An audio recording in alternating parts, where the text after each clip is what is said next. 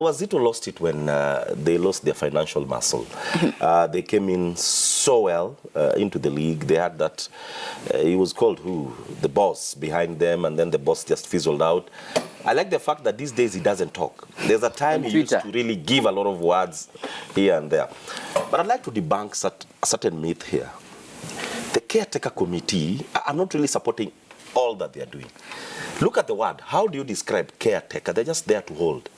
I have issues with what they've done. They are called the transition committee now. Whatever you call them, look at transition, you'll realize that it's somebody holding brief for someone. But when you're holding brief, you need to be performing as if the person you're holding brief I don't support all they was do. There. For example, the fact that they are doing the constitutional review, for me, is neither here or there. You know, the constitution of the federation is squarely upon the members of the federation. Look at the FKF constitution. It says so well that the only people who can add a comma, withdraw a comma, are the members. The caretaker committee or the transition committee, the way we would like to refer to it, are not members. So for me, I'm looking at them as doing something that is heading nowhere. Because, for example, we have a new FKF office. They wake up and say that we don't recognize what you did. All the money that will have been invested in that, that review is lost. Let the substantive FKF office come back, not necessarily the same faces that we had, but of course we'll have a substantive office coming in.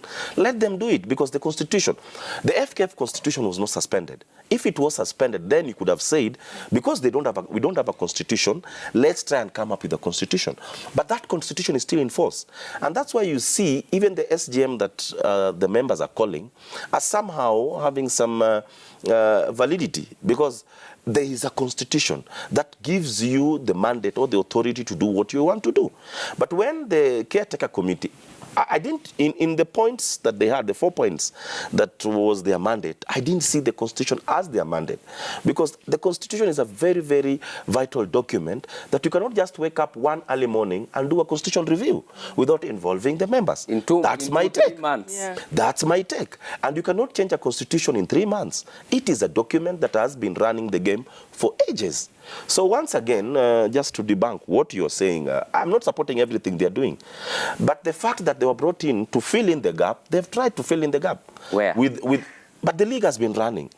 And it has been running, yes, with the teams missing. Let me tell you, Shitera, there are certain people who have been pulling strings to make sure that this league doesn't run. And we know them. Me and you know them.